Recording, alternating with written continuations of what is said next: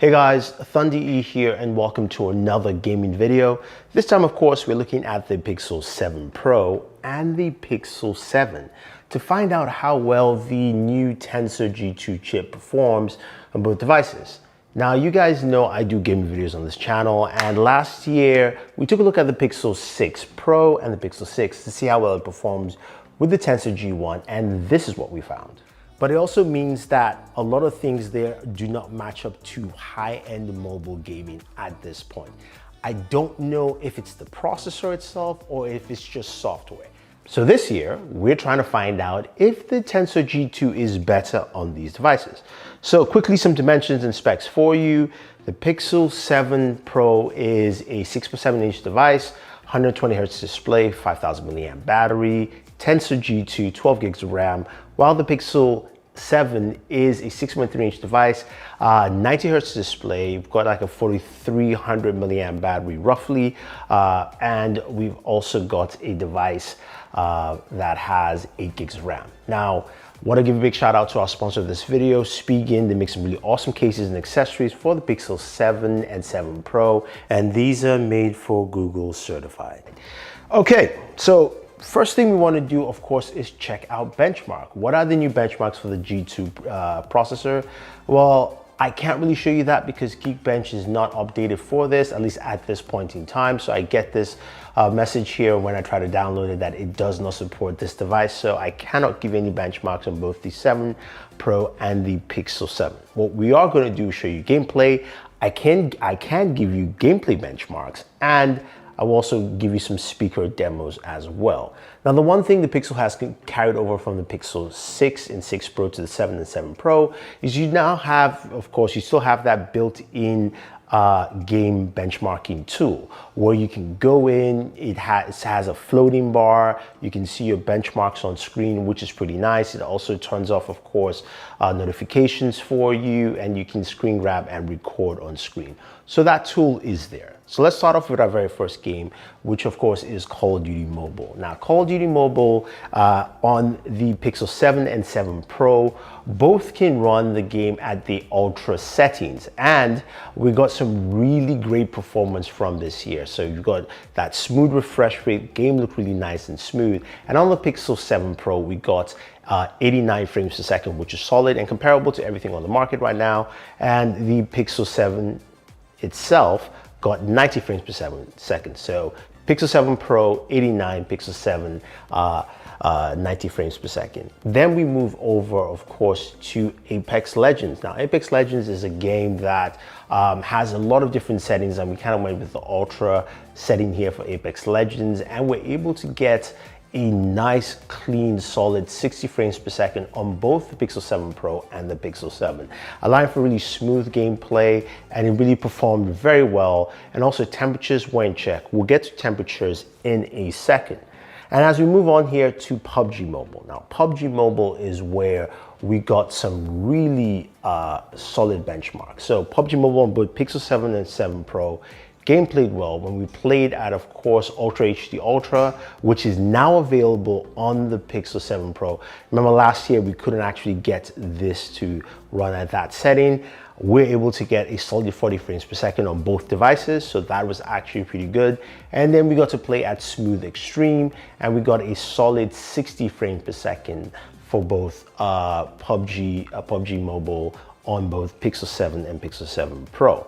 Now, you're going to be asking, what about Genshin? We'll get to Genshin in a second. Let's talk about, of course, battery drain and also, of course, charging here. Now, when it comes to battery drain, use the device, the Pixel 7 Pro, for about 2 hours of gaming and lost about 30% battery life. That includes playing Genshin Impact for about 45 minutes and then playing the other games that I mentioned earlier for the rest of the time. So that's actually pretty good.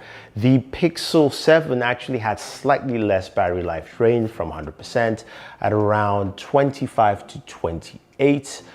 In that time period. So that was actually pretty good to see there, playing again Genshin Impact for most of the time at around 30 minutes or so. Then the rest, of course, on the other games mentioned. So really solid battery performance. But of course, how do you charge these devices? This is where, of course, our sponsor comes in this video. Now, Speaking does provide a lot of great accessories for the Pixel 7 and 7 Pro. That also includes the Spigen PowerArc ArcStation Pro charger. It's a 30-watt charger. It's a GAN charger that does really fast charging at the top speeds you would expect on the Pixel 7 and 7 Pro. Now, not only that, I also have a couple of cases that I definitely like to use, and that includes the Liquid Air on the Pixel 7 Pro, as well as also the Rugged Armor on the Pixel 7.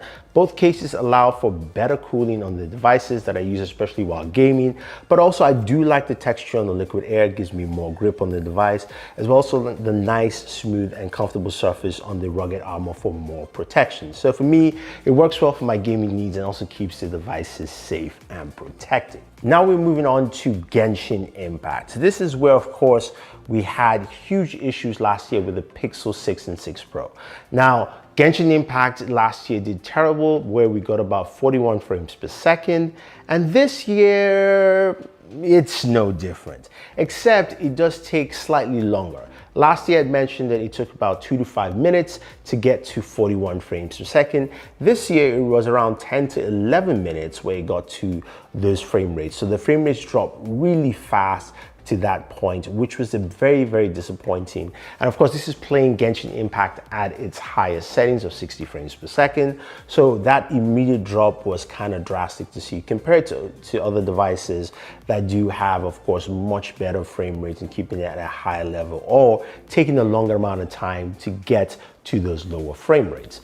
Now, in terms of temperatures though, I do have to give it to Google that they've maintained their temperatures and it doesn't run extremely hot. So temperatures go to around 106, 107 degrees, especially playing Genshin, which is a very power hungry game, which is equal to about 40 to 41 degrees Celsius or 106, 107 degrees Fahrenheit. So temperatures were consistent to what I got last year in terms of using these devices. So I do like that. I wish it still was a bit cooler, but it's still better than a lot of devices out there, mentioning the Galaxy or even the iPhone 14 Pro Max.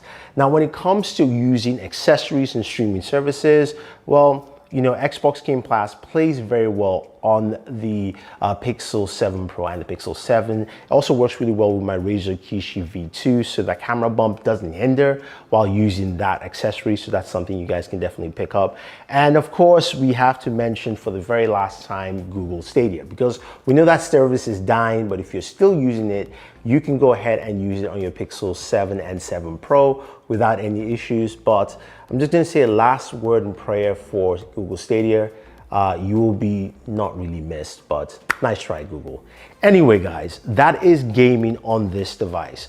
To summarize everything for you, well, you've got really good gaming performance when it comes to a lot of your main FPS shooters, from Call of Duty to Apex performs well. If you're gonna be playing something like Genshin Impact, then you're gonna see that huge drain, especially when you're playing at a high frame rate. You still can play the game pretty well, but don't expect to max it out on the Pixel 7 or the 7 Pro.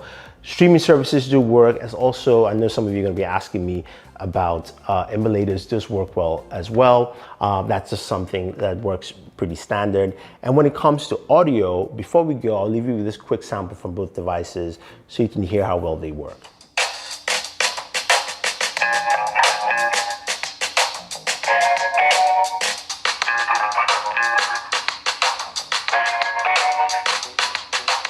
Okay guys, thank you very much. Hopefully you enjoyed this video. Stay tuned to see how the Pixel 7 Pro compares to the Galaxy S22 Ultra in our next video. Till then, always enjoy your entertainment.